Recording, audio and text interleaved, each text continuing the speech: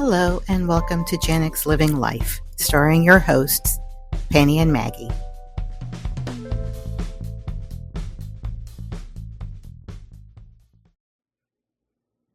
Hi, everybody. Welcome to Gen X Living Life. For those who are new, my name is Maggie, and welcome to the channel. And I hope that we get to see much more of you in the future. Today is a video that I decided to put on my own. Penny's not joining me today, but it's something that I kind of wanted to get off my chest. Something that I've been going through lately. Um, Gen X, that's the main theme of our channel, and all the issues, all the things that go with being a Gen Xer at this time in our lives. We're known as a sandwich generation, and we've made a video on that about a year ago, and so I will put it in the description as a link. But I am in the throes of elder care. Both my parents, thank heaven, are still with me, and but they are much, much older. They're in their 90s. Both are 93. And they are declining rather quickly. We're in July 20th is the day that I am recording this, July 20th, 2025. So by the time that I publish this, who knows? But I wanted to get some of this off my chest, and it's probably something that there are many, many others. Not probably.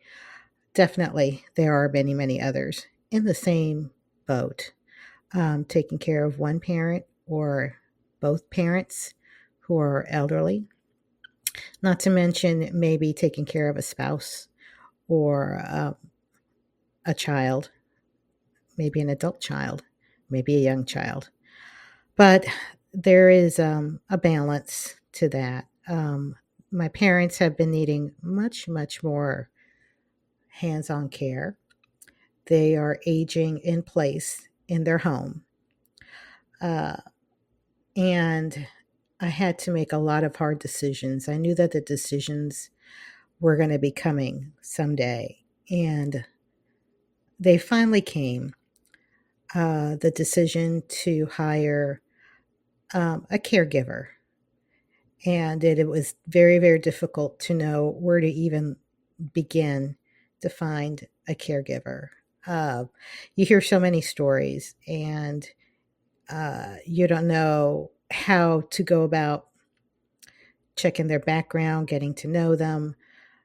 And I am fortunate enough that my job provides a resource for caregiving. You know, if you need a nanny for your kids, or if you need help with elder care. So finally, I went ahead and took the plunge, and I tried that. And the nice thing is that it's subsidized by my company, who I work for about 10 days. And you can use it 10 days a year with the subsidy. And then you can decide if you want to do private hire.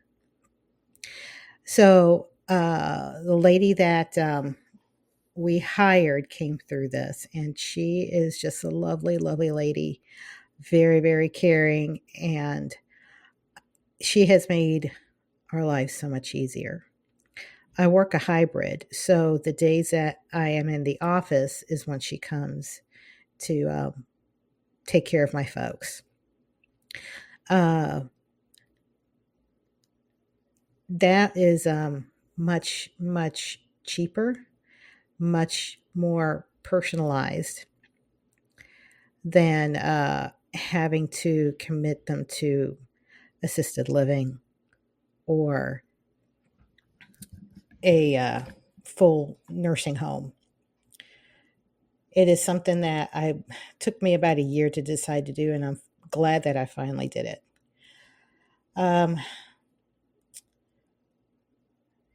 I wish I'd have done it earlier, actually. But it got to the point where my parents all of a sudden took a dramatic turn to where I had to go for it. And I did. Happy that I did it. I have no regrets over that.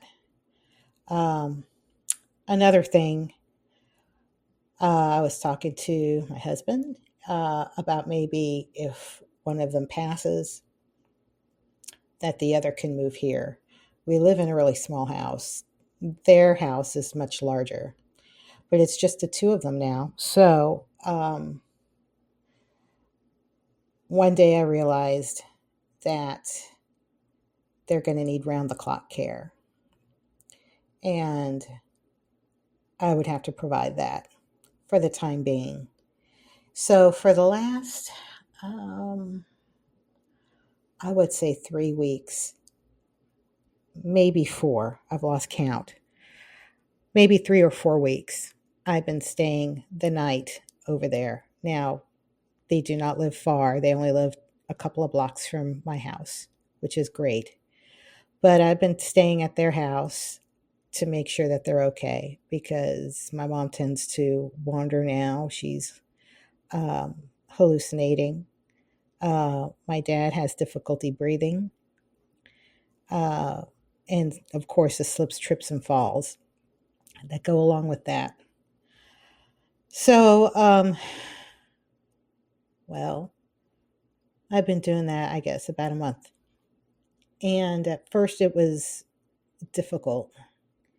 It's gotten easier on some nights, tough on other nights. Uh, but no, I wouldn't trade it for anything. I am so grateful to still have them in my life. And I find it an honor to be available for them at a time in their lives now that they need me the most. And I think, in spite of the fact that they have a low quality of life now, at least they don't have to worry about loneliness. They have a loved one there to watch over them, and that they can sleep easy knowing that they're not left alone to fend for themselves. They are happy with the caregiver that comes a couple of days a week. They like her a lot. Sorry. And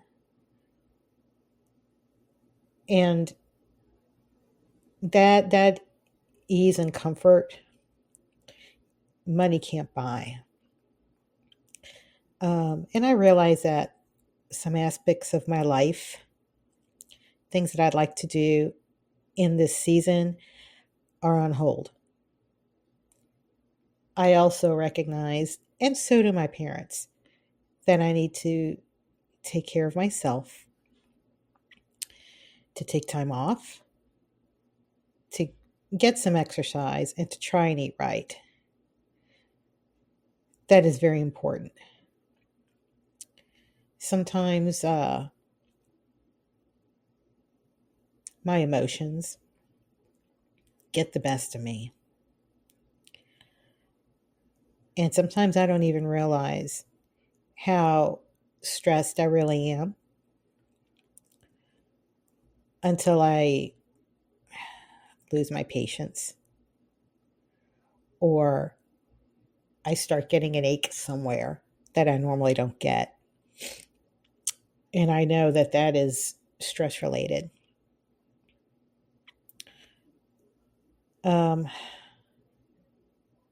As far as the emotional runs, I'm dealing with dementia with one of my parents. And after a while, it wears you down. I'm not going to lie. I'm sure those of you understand out there going through similar circumstances. But I realized that I can't make it about me. I have to make it about them in order to preserve my mental health. And let me explain where I'm coming from. Just hear me out on how this is playing out. Sometimes my parent would say something kind of outrageous, something that doesn't make sense. And I have to ask follow up questions to clarify what they're trying to say or correct them because what they're saying is absolutely incorrect. Uh, and even fact checking them. And those mental gymnastics were doing a number on my mental health. It is exhausting. It's enough to make you want to lose your mind sometimes. And I remember I was in an argument with my parent because they were saying one thing and I had to correct and explain, and they weren't accepting what I was trying to say. Till I finally just stopped, took a breath, and I said, okay, whatever you say. I'm not going to continue this anymore. I cannot. It's not a contest. I don't have to be right. It's fine. It's fine to go with the flow on most things. Not on every single thing. Some things are just downright dangerous, but on most things. And you have to realize that during the course of the day, and even during the course of 15 minutes, you'd have to pivot to a different direction because they change their mind, suddenly they don't feel well, or suddenly they're ready to do whatever. And sometimes they're ready when you're not. So, what do you do about that? I have to go with the flow, or I have to redirect gently. I can say, not right now, maybe later. And sometimes that's okay. And I understand that they somewhat understand that they're losing control of themselves. And they're trying to regain some sense of control of their own agency to make a decision that affects themselves instead of leaving it all to somebody else. That's, I think, where a lot of frustration comes in. And you got to consider that one day that could be us. And we need to understand how we feel if we lost all control and somebody else was calling the shots of every waking moment of our lives, even when we know that we can't do most things anymore. It puts in perspective the anger that they feel when they lash out is really a loss of their own control and being aware of it. And I think the reason why I'm going on the air on this is because I need to get it off my chest. I need to say it out loud to help me feel better, to help me calm down, knowing that every moment that they're here with me is precious. And that I'm very appreciative of that. It is a beautiful burden. It's hard, but we're family and we deeply love each other. And we just have to go with, how things go.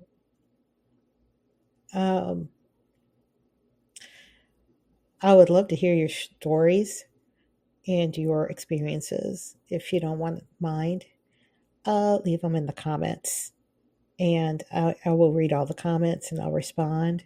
And hopefully, we can figure out a way to navigate during difficult time, but at the same time, a gratifying time with our loved ones, in their final years, to give them the best quality of life possible, as well as keeping your own quality of life. That is important. We have to take care of ourselves so we can take care of others. Anyway, thanks for listening, and I hope to see you again soon. Take care. Bye.